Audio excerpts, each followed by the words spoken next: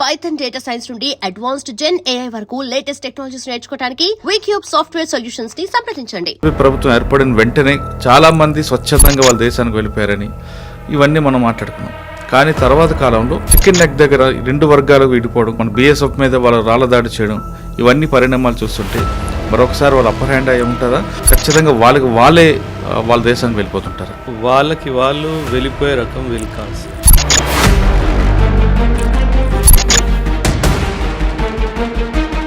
వాళ్ళకి వాళ్ళు వెళ్ళిపోతే ఎప్పుడో వెళ్ళిపోవాలి సార్. గత ఆల్మోస్ట్ 5 దశాబ్దాలుగా వీళ్ళు బెంగాల్లో ఇదే మా ఇల్లు అని చెప్పేసి కూర్చుంటారు.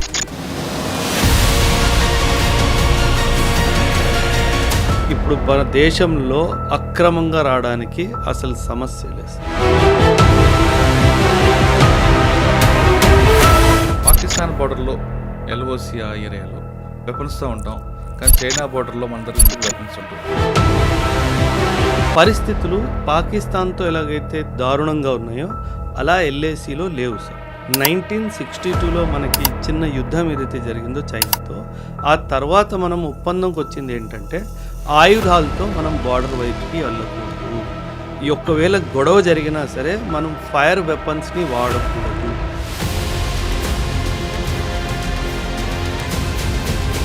అజిత్ దోవల్ గారు ఆయన వేసిన స్కెచ్, ఆయన వేసిన ముందు చూపు వల్లే బెంగాల్లో మనం BJP రావడం, ఆయన వ్యూహం అంతా ఒక కరెక్ట్గా ఉంది.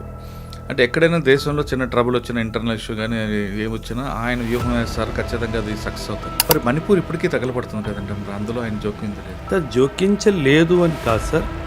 సార్ నార్త్ ఈస్ట్ అంతా మనం చాలా సూక్ష్మంగా చూస్తే ఉంటుందంటే it is a tribal conflict.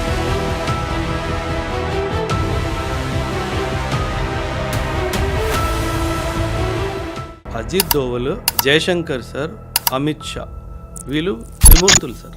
వీళ్ళ మైండ్లో ఏం నడుస్తుందో ఎవ్వరికీ తెలియదు.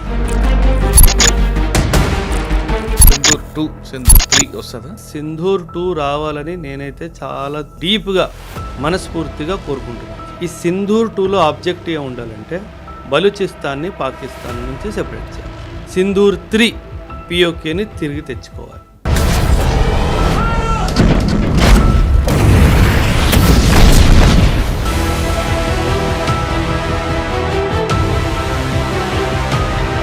ఇందిరాగాంధీ గారు ఎందుకు వాళ్ళ సెక్యూరిటీ ఆయనకు చంపాల్సి వచ్చిందో చాలామంది తెలుసు. దానికి ఒక కాన్స్పిరసీ ఉంది అంటారు కొంతమంది.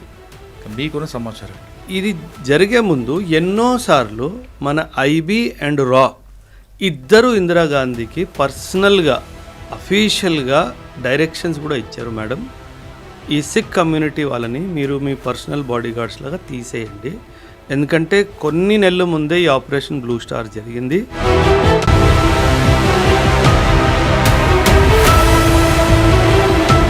Welcome to iDream. బెంగాల్లో BJP ప్రభుత్వం ఏర్పడిన తర్వాత ఇప్పటికే బెంగాల్లో ఉన్న బంగ్లాదేశ్లు అందరూ వారి దేశానికి వెళ్ళారా, లేదు బంగ్లాదేశ్ నుంచి తిరిగి బెంగాల్లోకి వస్తున్నారా? చికెన్ నెక్ ధర పరిస్థితి ఎలా ఉంది? ఈ అంశాలతో మనం మాట్లాడడానికి ఓబ్రాయ్ ఫౌండర్ ఏకమ్ అకాడమీ ప్రస్తుతం అంటున్నారు. ఆయన అడిగి చాలా క్లారిటీగా తెలుసుకుందాం. సార్ నమస్తే అండి. నమస్తే సార్. సార్, గతంలో మనం మాట్లాడుకున్నప్పుడు BJP బెంగాల్లో గెలిచిన తర్వాత చికెన్ నెక్ ధర చాలా స్ట్రిక్ట్గా ఉంటుంది, ఇటుండి అటు పంపిస్తుంటారు. BJP ప్రభుత్వం ఏర్పడిన వెంటనే చాలామంది స్వచ్ఛందంగా వాళ్ళ దేశానికి వెళ్ళిపోయారని ఇవన్నీ మనం మాట్లాడుకున్నాం. కానీ తర్వాత కాలంలో చికెన్ నెక్ దగ్గర రెండు వర్గాలకు విడిపోవడం, మన BSF మీద వాళ్ళ రాళ్ల దాడి చేయడం, ఇవన్నీ పరిణామాలు చూస్తుంటే మరొకసారి వాళ్ళ అప్పర్ హ్యాండ్ అయి ఉంటుందా, లేదు టెంపరీగా అది నడుస్తుంటుందా? ఖచ్చితంగా వాళ్ళే వాళ్ళ దేశానికి వెళ్ళిపోతుంటారా? వాళ్ళకి వాళ్ళు వెళ్ళిపోయే రకం వీళ్ళు కాదు సార్. వాళ్ళకి వాళ్ళు వెళ్ళిపోతే ఎప్పుడో వెళ్ళిపోవాలి సార్. గత ఆల్మోస్ట్ 5 దశాబ్దాలుగా వీళ్ళు బెంగాల్లో ఇదే మా ఇల్లు అని చెప్పేసి కూర్చుండిపోయారు సార్.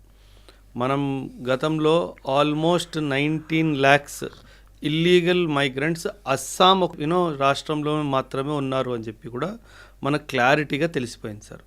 అస్సాము బెంగాల్తో కంపేర్ చేసుకుంటే చాలా తక్కువ మంది అస్సాంలో ఉన్నారు, చాలా ఎక్కువ మంది బంగ్లాదేశీలు వెస్ట్ బెంగాల్లో ఉన్నారు అని చెప్పి నా అనుమానం సార్. మనం ఎన్నో వీడియోలు చూసాం సార్. వేల సంఖ్యల్లో ఈ ఇల్లీగల్ బంగ్లాదేశీలు మన వెస్ట్ బెంగాల్ నుంచి, అస్సాం నుంచి ఇంకా తరలి తిరిగి వెళ్ళిపోతున్నారు సార్. అండ్ మీరు ఒక మాట అన్నారు సార్, అక్కడి నుంచి మళ్ళీ వస్తున్నారా? వచ్చే ప్రసక్తే లేదు సార్. ఒక్కడు కూడా రాడు సార్. అందుకే మనం చాలా పకడ్బందీగా ఫిజికల్ బార్డర్తో పాటు బిఎస్ఎఫ్తో పాటు డిజిటల్ బార్డర్ ఫెన్సింగ్ కూడా మొత్తం చేస్తున్నాం సార్. శాటిలైట్స్ అన్నీ ఆ ఏరియాస్ని చాలా క్లోజ్గా అబ్జర్వ్ చేస్తున్నాయి. డ్రోన్స్ ద్వారా సర్వేలెన్స్ జరుగుతుంది. అన్ని ఇంపార్టెంట్ ఏవైతే చోక్ పాయింట్స్ ఉంటాయో, ఎక్కడి నుంచి సాధారణంగా వీళ్ళు వస్తారో అవన్నీ బ్లాక్ చేయడం జరిగింది. సో ఒక్కడు కూడా బంగ్లాదేశ్ నుంచి ఇప్పుడు మన దేశంలో అక్రమంగా రావడానికి అసలు సమస్య లేదు. కానీ కొన్ని విజువల్స్ చూస్తుంటే వాళ్ళు రావడం, బిఎస్ఎఫ్ మీద రాళ్ళదాడి చేయడం, అంటే మరో వారికి క్రియేట్ చేసే సీన్ చూపిస్తున్నట్టున్నారు. లేదు సార్, అంటే బంగ్లాదేశ్ చేస్తున్నారా మనల్ని? లేదు సార్, వార్ అయితే కుదరదు సార్. ఎందుకంటే బంగ్లాదేశ్ ఆర్థిక పరిస్థితి అస్సలు బాగాలేదు సార్. అండ్ ఈ టైంలో బంగ్లాదేశ్ కంప్లీట్గా ఐసోలేషన్ మోడ్లో ఉంది. ఒకవైపు బహుశా చైనా రావచ్చు, ఒకవైపు నుంచి పాకిస్తాన్ మద్దతుకి రావచ్చు. కానీ వార్ అయిన సందర్భంలో అటు చైనా కానీ ఇటు పాకిస్తాన్ కానీ ఎవ్వరూ రారు బంగ్లాదేశ్ సపోర్ట్కి. ఈ విషయం బంగ్లాదేశ్కి చాలా ఖచ్చితంగా అర్థమవుతుంది సార్. అందుకే బుద్ధున్న ఎవడైనా సరే, అక్కడ నేతలు ఎవరైనా ఉన్నా సరే, వాళ్ళు మన దేశంతో యుద్ధం మాత్రం ఖచ్చితంగా యుద్ధం చేయకపోయినా బంగ్లాదేశ్లో ఇప్పటికీ ఉన్న మన భారతీయుల మీద కూడా అటాకులు చేసి వాళ్ళని కూడా ఇబ్బంది పెట్టే 2-3 సంఘటనలు జరిగాయి. చెట్టు కట్టి బర్న్ చేయడం, అంటే వాళ్ళ మీద ఈ విధంగా చేయడం అంటే వాళ్ళు భారతీయులు కాదు సార్, బంగ్లాదేశ్లో నివసిస్తున్న హిందువులు సార్.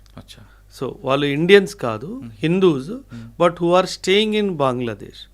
బట్ ఎస్, మనందరికీ తెలుసు మన దేశము ఆఫ్ఘనిస్తాన్, పాకిస్తాన్ అండ్ బంగ్లాదేశ్ నుంచి మైనారిటీ కమ్యూనిటీస్ మన దేశంలోకి వచ్చి సిటిజన్షిప్ తీసుకోవచ్చు అని చెప్పి ఒక చాలా కీలకమైన నిర్ణయం 2019లో మనం తీసుకున్నాం సార్.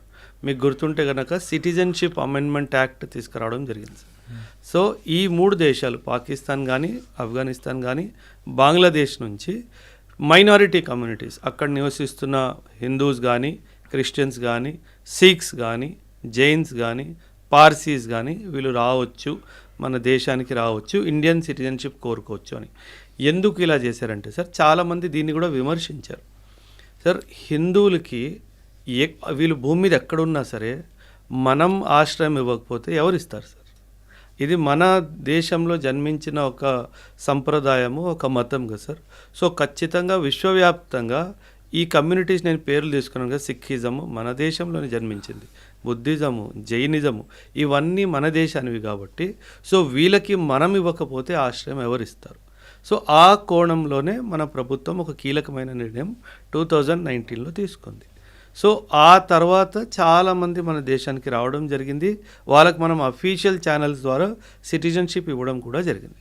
కానీ మనం ఒప్పుకోనేది ఏది కాదంటే ఖచ్చితంగా ఇల్లీగల్గా రావడం మాత్రం కుదరదు అన్న విషయం మాత్రం చాలా క్లారిటీగా మనం వీళ్ళకి చెప్పడం జరిగింది.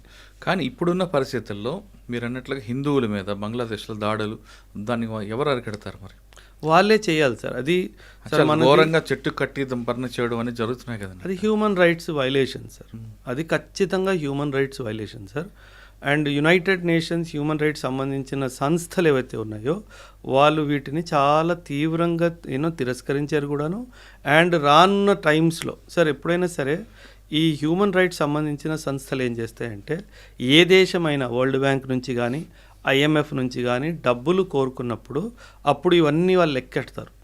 మీ దేశంలో హ్యూమన్ రైట్స్ వైలేషన్స్ జరుగుతున్నాయి, మీరు ఏం చేయట్లేదు, మీరు హ్యూమన్ రైట్స్ విషయంలో ఏం చేస్తారో చెప్తే అప్పుడు డబ్బులు రిలీజ్ చేస్తాము అని చెప్పి కండిషన్స్ విధించడం కూడా జరుగుతుంది సార్. సో ఆ పరిస్థితిలో ఖచ్చితంగా వాళ్ళకి వాటి జరిమానా మాత్రం చెల్లించాల్సి వస్తుంది సార్. కానీ చికెన్ నెక్ దగ్గర మీరు అన్నట్లుగా టెక్నాలజీగా మనకి ఉంటాయి అక్కడ సెక్యూరిటీ ఏర్పాటు చేయడం కానీ 100% సార్. ఇన్ఫ్యాక్ట్ మన పాకిస్తాన్ బార్డర్లో ఏ విధంగా చేస్తాం అలా చేస్తుంటారా? అది ఇన్ఫ్యాక్ట్ మేబీ ఇంకా ఎక్కువ ఎత్తులో జరుగుతుంది సార్. నార్త్ ఈస్ట్లో మనకు గుర్తుంటే సిక్కిం 1975లో మనం ఇండియాలో సిక్కింని చేర్చుకున్నాము, ఇంటిగ్రేట్ చేసుకున్నాము. ఇన్ఫ్యాక్ట్ మీరు అక్కడ మ్యాప్ చూస్తే కనుక మీరు డోక్లామ్ వ్యాలీ అని చెప్పేసి చికెన్ నెక్కి సరిగ్గా పైనే ఉంటుంది సార్. ఆ డోక్లామ్ వ్యాలీ అనేది చాలా నేరో వ్యాలీ అనమాట. ఆ వ్యాలీని వెడల్పు చేయాలన్న ఉద్దేశంతోనే 1975లో ఇందిరాగాంధీ గారు మన దేశానికి ప్రధానమంత్రిగా ఉన్నప్పుడు సిక్కింని మనం ఇంటిగ్రేట్ చేసుకోవడం జరిగింది. చాలా కూటనీతి జరిగింది సార్. ఆ సిక్కింని ఇండియాలో ఇంటిగ్రేట్ చేసుకోవడానికి అతి ముఖ్యమైన కారణము మన చికెన్ స్నెక్ని కాపాడుకోవడమే సార్. ఒకవేళ నార్త్ నుంచి చైనా గనక అటాక్ చేస్తే మనం సిక్కిం నుంచి ఒకవైపు, భూటాన్ నుంచి ఇంకోవైపు మనం కౌంటర్ అటాక్ చేయడానికి వీలవుతుంది. ఓకే. సో ఈ విషయం చైనాకి అర్థమవుతుంది. అందుకే 1975లో మనకి సిక్కిం మన ఇండియాలో జాయిన్ అయినప్పటికీ 2003 వరకు చైనా సిక్కింని ఇంటీగ్రల్ పార్ట్ ఆఫ్ ఇండియాలా భావించలేదు. ఫైనలీ 2003లో ఇది జరిగింది. మీరు డోక్లా గురించి మాట్లాడారు కాబట్టి అవును సార్. చాలా మంది మిమ్మల్ని మీ ఇంటర్వ్యూలో అడుగుతున్నారు, పాకిస్తాన్ బార్డర్లో ఎల్ఓసి ఆ ఏరియాలో వెపన్స్తో ఉంటాం, కానీ చైనా బార్డర్లో మన దగ్గర ఎందుకు వెపన్స్ ఉంటాం? ఎల్ఓసికి ఎల్ఏసికి డిఫరెంట్ ఏంటి? లైన్ ఆఫ్ కంట్రోల్ అంటే సార్ ఎప్పుడైనా ఇది ఒక military held line sir. Line of control is a military held line. Line of actual control ఏదైతే ఉందో సార్ అది మిలిటరీ హెల్డ్ లైన్ కాదు సార్. ఉన్నారు, ట్రూప్స్ పోస్టెడ్ ఉన్నారు, కానీ పరిస్థితులు పాకిస్తాన్తో ఎలాగైతే దారుణంగా ఉన్నాయో అలా ఎల్ఏసీలో లేవు సార్. 1962లో మనకి చిన్న యుద్ధం ఏదైతే జరిగిందో చైనాతో, ఆ తర్వాత మనం ఒప్పందంకి వచ్చింది ఏంటంటే ఆయుధాలతో మనం బార్డర్ వైపుకి వెళ్ళకూడదు. ఈ ఒక్కవేళ గొడవ జరిగినా సరే మనం ఫైర్ వెపన్స్ని వాడకూడదు, సో దట్ వార్ ఎస్కలేట్ అవ్వకుండా చూసుకోవడానికి. మీరు చూసుంటే కనుక సార్ జేఎండ్కేలో కూడా చైనా బార్డర్ ఉంది మనకి. మనం దెప్సాంగ్ వ్యాలీస్, పెంగాంగ్సో లేక్, ఇక్కడ మీకు గల్వాన్ క్లాషెస్ గుర్తుంటే కనుక మీరు చూస్తే అందులో లాఠీలతో కొట్టుకుంటున్నారు తప్పితే ఆయుధాలు ఎవరు వాడట్లేదు. ఎందుకంటే అదొక ఒప్పందం ఉంది కాబట్టి. సో దట్ ఒక చిన్న విషయము పెద్ద యుద్ధంగా మారకుండా ఉండడానికి రెండు దేశాలు కలిసి తీసుకున్న ఒక మంచి నిర్ణయం. కరెక్టే, కానీ రాబోయే కాలంలో మనకి చైనా నుంచి ఎక్కువ కనిపిస్తుంది కాబట్టి యుద్ధం వచ్చే అవకాశం ఉంది. ఇదే విధంగా మన కర్రలతోనో రాళ్ళతోనో చేతులతో కొట్టుకుంటే మరో పాకిస్తాన్లో తయారే అవకాశం ఉందని కొంతమంది sir. China is a much bigger enemy than Pakistan any day. మనకి ఎప్పటికైనా సరే సార్ పాకిస్తాన్ మనకి మనం పెద్దగా వాడి గురించి ఆలోచించాల్సిన అవసరం కూడా లేదు సార్. మనం ఆలోచించాల్సింది ఖచ్చితంగా చైనా గురించి సార్. సార్ ఎప్పుడైనా సరే మిలిటరీ శక్తి ఏంటో దీనికి 3 పిల్లర్స్ ఉంటాయి సార్. ఒక సోల్జర్ బార్డర్ దగ్గర నిల్చొని యుద్ధం ధైర్యంగా పోరాడుతున్నాడు అంటే దానికి 3 కారణాలు సార్. ఒకటి, ఆ సోల్జర్ చేతిలో మనం ఇచ్చిన ఆయుధము. రెండవది, సోల్జర్కి మనం ఇచ్చిన ధైర్యము.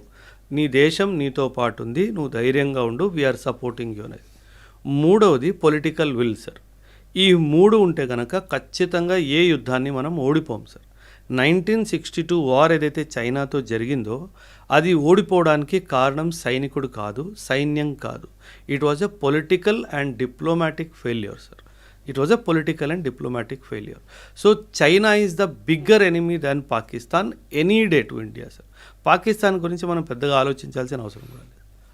కానీ మరి వెపన్తో ఉండొచ్చు కదండి ఇప్పుడు నుండి, అప్పుడు సడన్గా అవసరం లేదు కదా సార్. ఎందుకు సార్? వెపన్ ఎప్పుడైనా సరే గుర్తుపెట్టుకోండి సార్, ఇది బ్యాటిల్ ఫీల్డ్ని ఇంటెన్సిఫై చేస్తుంది. మన ఉద్దేశం యుద్ధం చేయడం కాదు కదా సార్.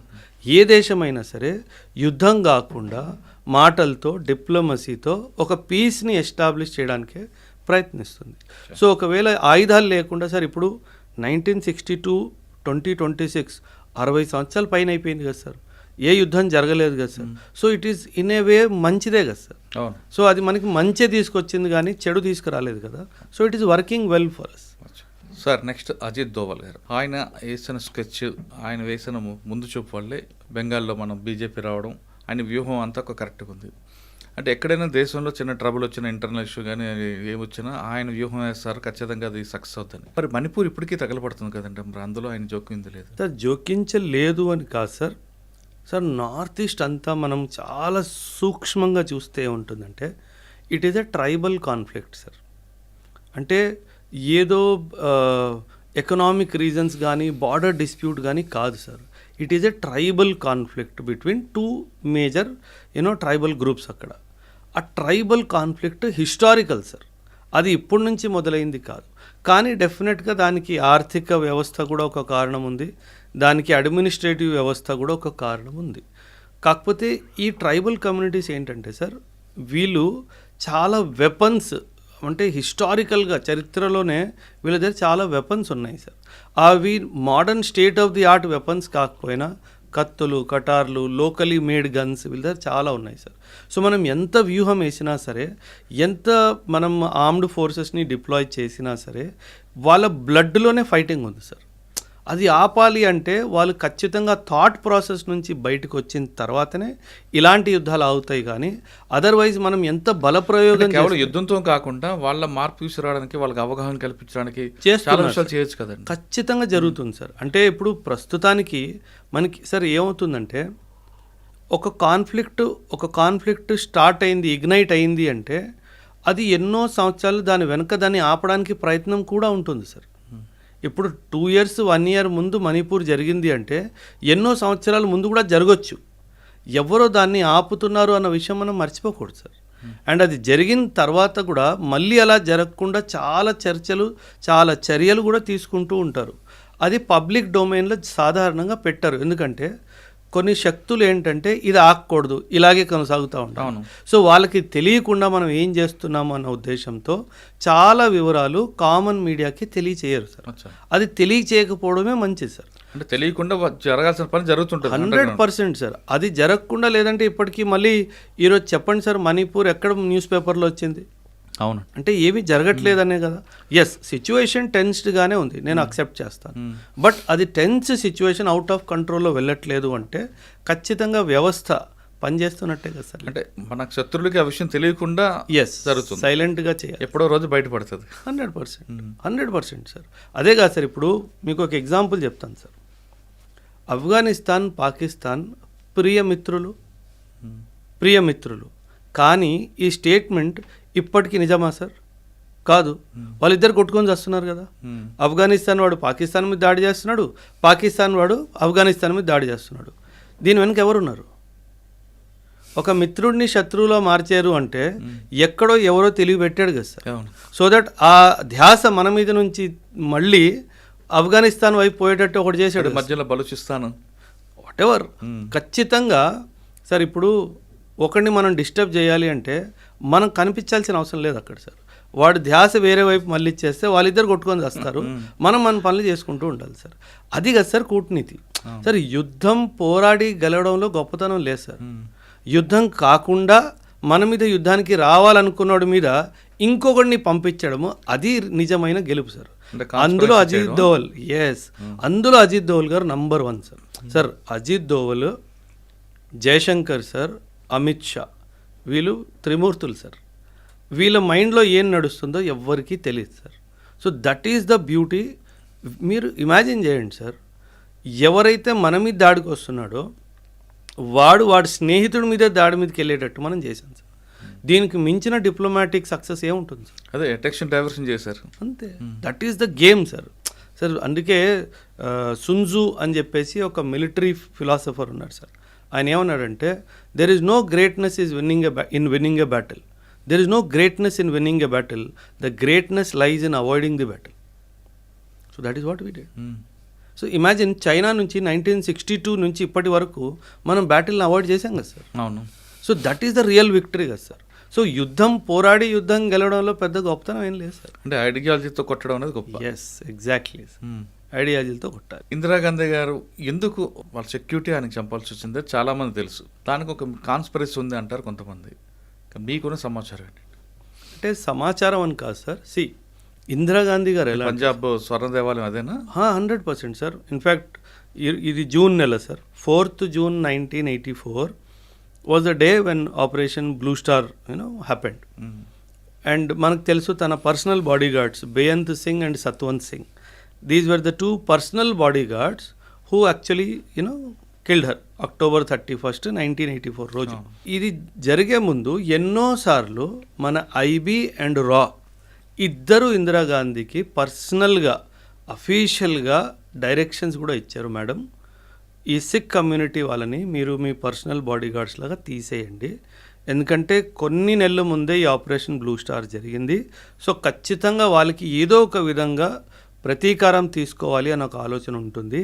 సో వీళ్ళని తీసేయండి చెప్పిన తర్వాత కూడా ఆవిడ వాళ్ళని నమ్మకుండా, సార్ ఇప్పుడు ఎలా ఉంటుందంటే సార్, మీరు చాలామంది సర్వీస్ వాళ్ళని మీరు ఇంటర్వ్యూ చేశారు సార్. గన్మెన్తో ఒక పర్సనల్ రిలేషన్షిప్ అవుతుంది సార్.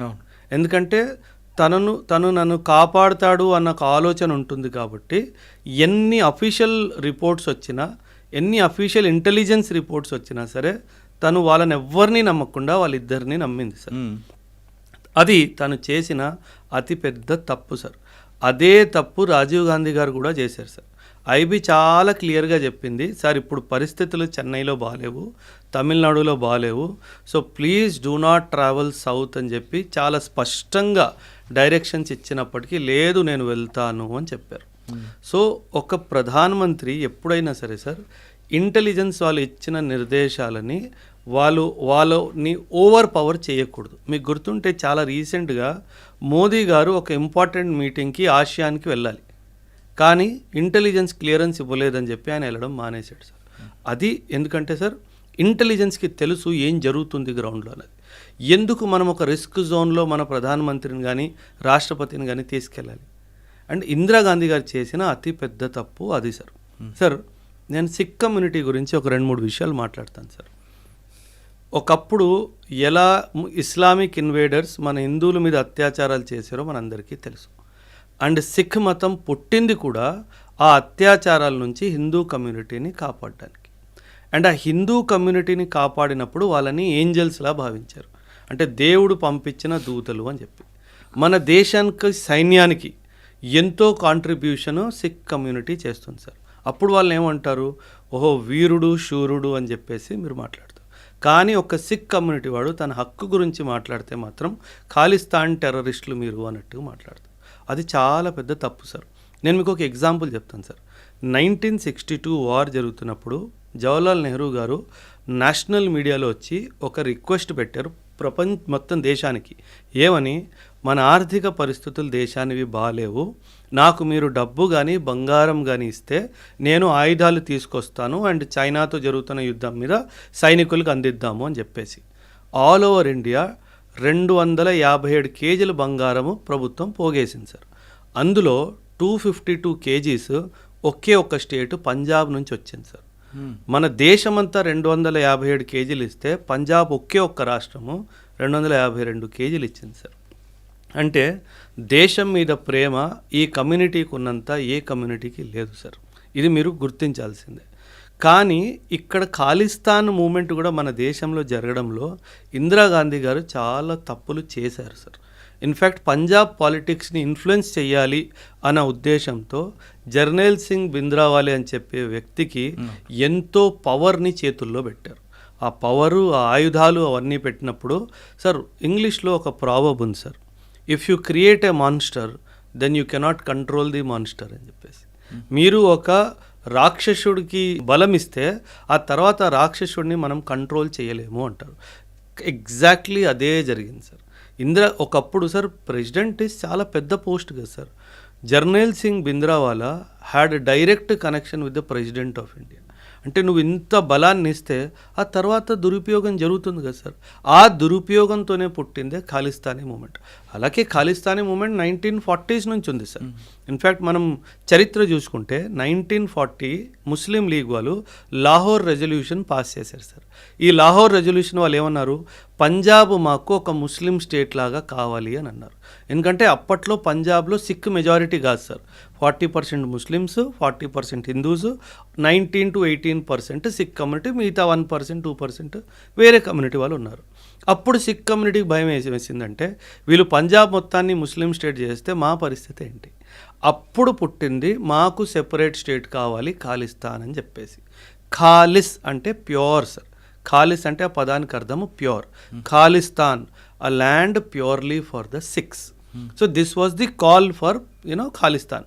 కానీ ఇండియా ఇండిపెండెన్స్ అయిన తర్వాత 47 తర్వాత సార్, కానీ ఈ ఖాళిస్తాన్ కావాలి అన్నది చాలామంది కోరుకోలేదు sir. It is always said that ఇది ఒక పొలిటికల్ డిసిజన్ మాత్రమే, మాస్ మూమెంట్కి దీనికి ఎప్పుడు సపోర్ట్ రాలేదు సార్. నేను 46 సంవత్సరాలు సార్ నాకు. నేను ఈ రోజు వరకు నా కమ్యూనిటీలో ఒక ఖాళిస్తాన్ సింపథైజర్ని నేను కలవలేదు సార్. ఎందుకంటే ఎంత బ్యూటిఫుల్గా సిక్ కమ్యూనిటీ ఇండియాతో ఇంటిగ్రేట్ అయిందో దాని తర్వాత అవసరం ఎప్పుడు అనిపించలేదు సార్. ఎందుకు అవసరం 1940sలో అనిపించింది, మళ్ళీ మమ్మల్ని ఎక్కడ హిందువుల్లా మారుస్తారేమోనన్న భయంతో వచ్చింది. ఆ భయం 1950లో మన బాబాసాహెబ్ అంబేద్కర్ గారు రాజ్యాంగం ఇచ్చినప్పుడు ఎవరు నీ మతాన్ని టచ్ చేయలేరు అన్న హామీ ఇచ్చిన తర్వాత ఆ భయం ఎప్పుడు రాలేదు sir. So that is the reason why Khalistan movement అన్నది ఇందిరాగాంధీ గారు చేసిన చాలా పెద్ద తప్పు సార్. అచ్చా. అక్కడ పంజాబ్ లోకల్ స్టేట్ పాలిటిక్స్లో కాంగ్రెస్ రావాలి అన్న ఉద్దేశంతో ఒక మాన్స్టర్కి పవర్ ఇచ్చేసి ప్రస్తుతం ఉన్న గవర్నమెంట్ మీద తరలించడం జరిగింది. దాంతో పుట్టింది ఖాళిస్తాన్ మూమెంట్ ఇన్ ఇండియా. దాని పర్యావరణమే సార్ వ్యవస్థను if you ask me personally sir, నేను ఇండియన్ పాలిటిక్స్ని గ్లోబల్ పాలిటిక్స్ని బాగా చదువుతాను, నాకు చాలా ఇష్టం కూడా సార్. నేను వ్యక్తిగతంగా చెప్తున్నాను సార్, నేను పార్టీ విషయంగా చెప్పట్లేదు. My favourite prime minister is Indira Gandhi only sir. తను తీసుకున్న నిర్ణయాలు గతంలో కానీ నాకు తెలిసి ఫ్యూచర్లో కూడా ఏ ప్రధానమంత్రి కూడా అంత ధైర్యంగా ఏ డిసిజన్ తీసుకోలేడు సార్. సిక్కిం మన దేశంలో రావడం థ్యాంక్ యూ ఇందిరాగాంధీ, పాకిస్తాన్ 2 ముక్కలు అవడం థ్యాంక్ యూ ఇందిరాగాంధీ, రా ఎస్టాబ్లిష్ అవడం థ్యాంక్ యూ ఇందిరాగాంధీ, విశ్వవ్యాప్తంలో ఇండియా అనే ఒక దేశం ఉంది అని గుర్తింపు తెప్పించడం థ్యాంక్ యూ ఇందిరాగాంధీ. ఇన్ని మంచి పనులు చేసిన ఆవిడ కొన్ని విషయాల్లో కొన్ని తప్పులు జరిగాయి సార్. సో నేను పర్సనల్గానే తన్ని చాలా ఇష్టపడతాను సార్, నాకు తనంటే చాలా ఇష్టం. ఈ టైంలో ఇందిరాగాంధీ కనుక ఉండుంటే బలూచిస్తాన్ ఎప్పుడో వేరైపోయేది, పిఓకే ఎప్పుడో మనకు వచ్చేసేది. వ్యక్తిగతంగా చెప్తున్నాను, నేను పార్టీ విషయంగా చెప్పట్లేదు. As an individual she was very bold personality sir. మా నాన్నగారు ఒక మాట చెప్పేవారు సార్, మన ప్రధానమంత్రి ఎలా ఉండాలంటే లయన్ హార్ట్ లాగా ఉండాలి, అంటే చాలా ధైర్యంగా ఉండాలి, అదే సమయంలో ఫాక్స్ లాగా కన్నింగ్గా కూడా ఉండాలి. ఒకవైపు లయన్ హార్టెడ్ ఉండాలి, రెండో వైపు ఫాక్స్ లాగా కన్నింగ్ ఉండాలి, నీ బుర్రలో ఏం నడుస్తుందో ఎవడు తెలియకూడదు. సో ఆ 2 క్వాలిటీస్ ఉన్న ఏకైక ప్రధానమంత్రి ఇప్పటి వరకు నా ఉద్దేశంలో ఒకటి ఇందిరాగాంధీ, రెండోది పివి నరసింహారావు గారు సార్. ఈ ఇద్దరు చాలా ఎక్సలెంట్ సార్. ఈరోజు మన దేశము ఆర్థికంగా బలంగా ఉంది అంటే thank you to PV Narasimha Rao Rao garu. ఆయన చాలా మంది మన్మోహన్ సింగ్ అంటుంటారు కదా. Manmohan Singh was the finance minister sir. Sir ఎప్పుడైనా సరే credit always goes to the boss sir, ఎందుకంటే అకౌంటబిలిటీ ఈజ్ ఆల్సో బాస్. ఇప్పుడు మనం ఎల్పిజి రిఫార్మ్స్ 1991లో సార్, ప్రధానమంత్రి మన పివి నరసింహారావు గారు ఆయన సూక్ష్మ శక్తి ఆయనకి ఎంతైతే ఉందో అలా సూక్ష్మ శక్తి ఉన్న ప్రధానమంత్రి ఇప్పటి వరకు రాలేదు సార్. ఎవరు చాలా బోల్డ్, చాలా టఫ్ టు హ్యాండిల్. కాకపోతే అప్పుడు మన పివి నరసింహారావు గారికి 2-3 చాలా మంచి ఫైనాన్స్లో చాలా మంచి వ్యక్తులు ఆయనకి. Imagine the trio sir, 3. PV Narasimha Rao గారు ప్రైమ్ మినిస్టరు, మన్మోహన్ సింగ్ గారు ఫైనాన్స్ మినిస్టరు, డాక్టర్ రంగరాజన్ గారు ఆర్బీఐ గవర్నర్. ఇంత మంచి టీం ఉన్న తర్వాత కీలకమైన నిర్ణయాలు ఎందుకు రావు sir? So that is where the team work is also important in politics sir. Sir మనం ఇంతకుముందు రాజీవ్ గాంధీ గారికి మాట్లాడుకున్నాం. అవును సార్. శ్రీలంకలో వాళ్ళ ఎల్టీటీ ప్రభాకరన్ వాళ్ళ అది కొట్టుకుంటే ఈయన అనవసరంగా ఎంటర్ అవ్వడబట్టే ఆ ఇష్యూ వచ్చింది అనుకోవచ్చా? లేదు మనకు ఖచ్చితంగా హెల్ప్ చేయాలి, అది బై మిస్టేక్లో జరిగింది. ఇప్పుడు ఇందిరాగాంధీ గారు ఎలా కొన్ని తప్పులు చేశారో అదే విధంగా రాజీవ్ గాంధీ గారు చేశారు సార్. అంటే మీ ఆడియన్స్కి విషయం తెలుసో తెలీదో, శ్రీలంకలో ఎల్టీటీకి జన్మనిచ్చిందే ఇందిరాగాంధీ సార్. 1971 వార్ పాకిస్తాన్తో జరుగుతున్నప్పుడు సార్, 1971 ముందు పాకిస్తాన్ అంటే వెస్ట్ పాకిస్తాన్, ఈస్ట్ పాకిస్తాన్, ఇప్పుడు బంగ్లాదేశ్ అప్పట్లో పాకిస్తాన్లోనే భాగం. ఇందిరాగాంధీ శ్రీలంకకి చాలా క్లియర్గా ఒక సందేశం జారీ చేసింది సార్. ఏమంది?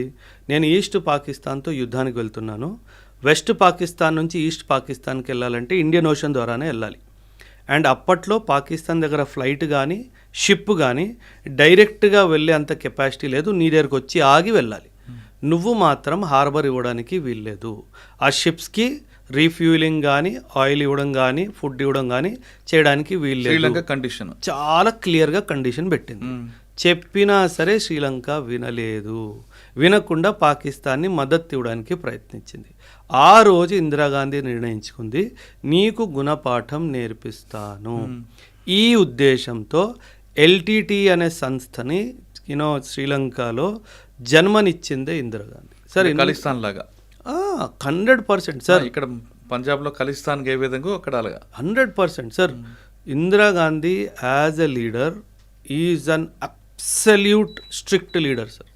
ఇది చెయ్యొద్దు అంటే చెయ్యొద్దు, ఆ తర్వాత చేసేవంటే దానికి పరిణామాలను ఫేస్ చేయడానికి నువ్వు సిద్ధంగా ఉండు.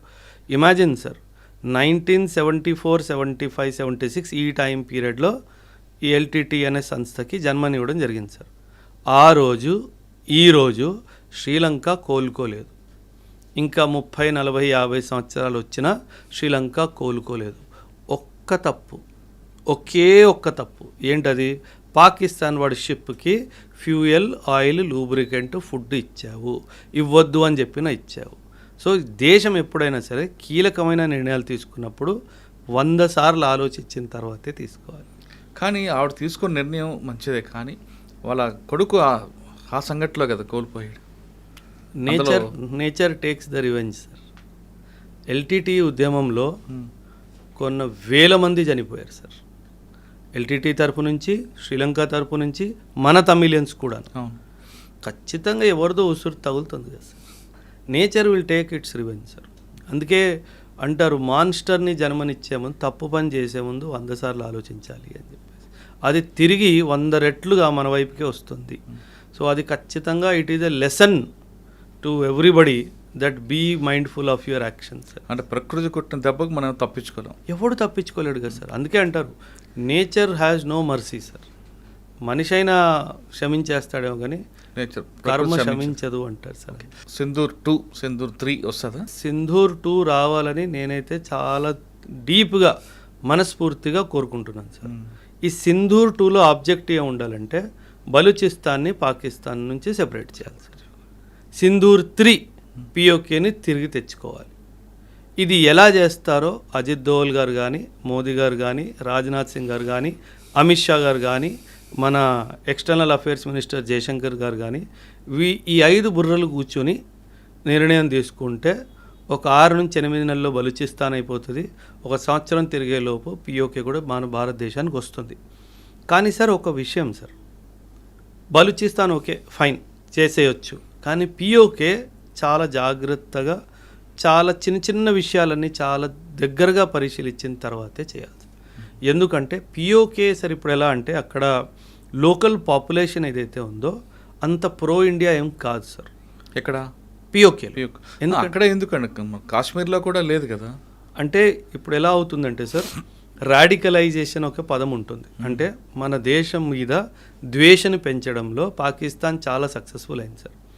సో ఫస్ట్ ఒకవేళ మనం పిఓకే తీసేసుకున్నా సరే దాన్ని డైరెక్ట్గా ఇండియాలో ఇంటిగ్రేట్ చేయకూడదు సార్.